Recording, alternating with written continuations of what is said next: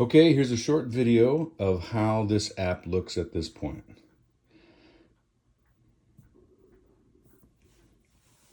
Made with Unity, Kells Convergent, interactive publishing for the 21st century. Here's the interactive cover. You can move these faces to show that this is not just my story. This is the story of anybody who chooses this path. Here's one of the two interactive tables of contents. Introduction, chapter 1, 2, 3, 4, 5, 6. There's also tracks. Tracks are underneath the chapters. These chapters tell the story. The tracks give more a biblical and theological view of what we're talking about in each of those chapters. So irritation, opposition, vision with provision, and so forth. You can switch back between the two anytime.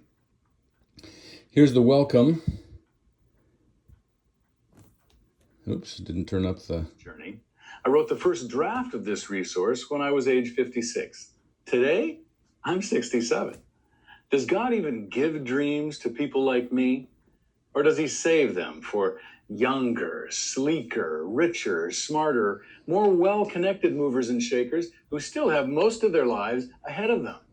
Okay, and that'll give you the introduction to the whole app. Here's the introduction.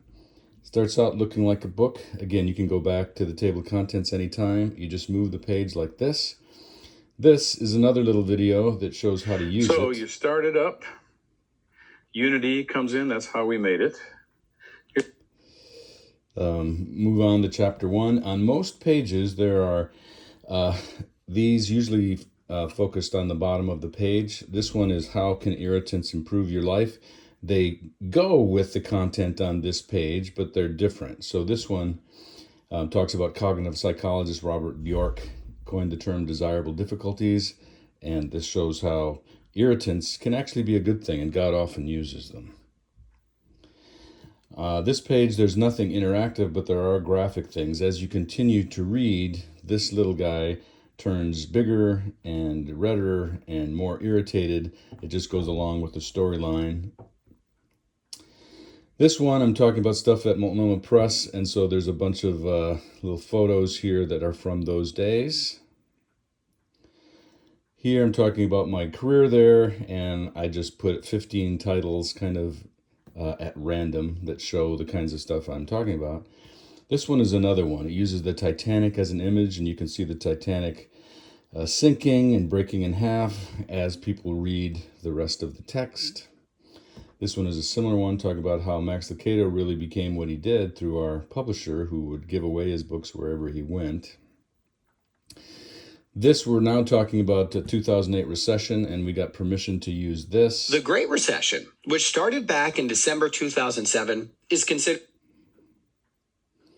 Just a little illustration there. This is a video of Lisa talking about how we ended up going to Regent.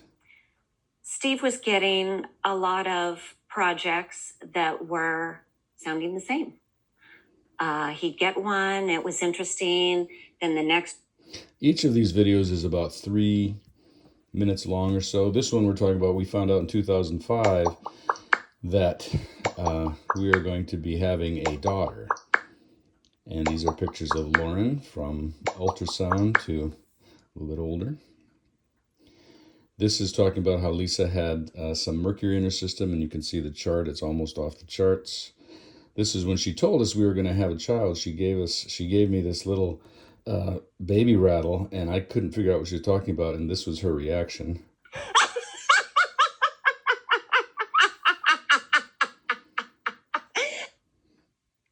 And so on. I think this is an email to a friend talking about some of the same stuff. It all goes along with the story. It's not duplicates of what's going on. I broke my elbow. Another thing that we'd done. This is one of the fun things, 20 stupid things that sometimes make sense. Whenever you hit the handle, whenever you hit the spin, actually.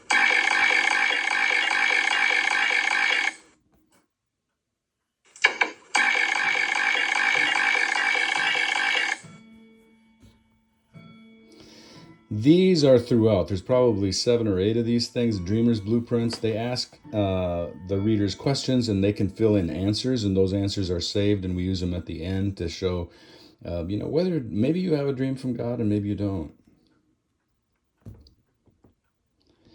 Just an accent menagerie, something I've done for a long time. This is just some stuff about Regent. This is when I went to Regent the first time. I thought this is more what we might end up doing, and it was nothing like that, which is part of the story. This is the day we decided maybe we need to go to Regent. 2006, we did so only to investigate whether it might make sense for me to apply to the PhD program in communication.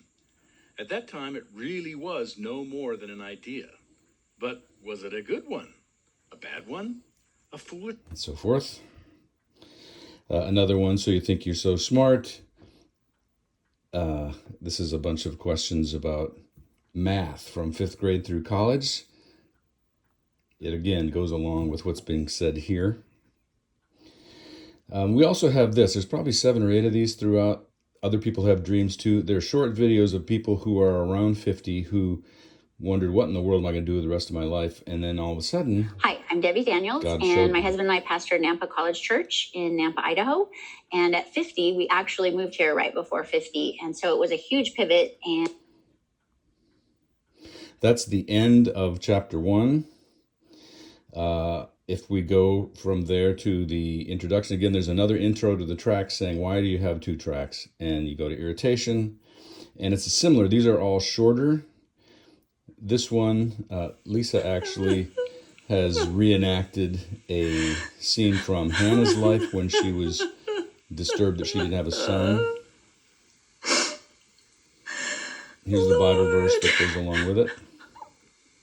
I cannot bear her taunts anymore.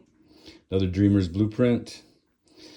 Another fun one with Moses talking about how he got so many complaints in the desert. Honestly, couldn't you try to get a little more creative about food choices? Manna, and quail, 1 star, or half star actually. And there's several of those things. Again, just for fun, but to reinforce the point. Other people have dreams too. I'm going to say 15 years ago. This is the only game we have in here at this point. It's a very simple one. This is about David and Goliath, and this is the angry sheep game. And the point is to try to... Oh, I missed him. Got him once. Got him twice. Got him 3 times.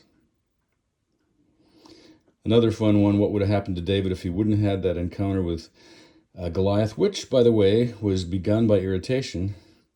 Maybe he lived with his mother-in-law in a tiny apartment, continually pestered with never-ending complaints about her wretched bunions, so forth. Another Bible verse. This is another reenactment, just audio. And this is a animated video. One day, while the Apostle Paul waited for some friends to join him in Greece, he took some time to tour Athens. We don't know where he began, but a logical place might have been the Acropolis, where the Parthenon is located. There he would have seen a huge 12-meter-high statue of the goddess Athena, covered in ivory and gold. Athens took... The point of that is that he preached at the Areopagus because of irritation. So that is a very quick intro to the MVP.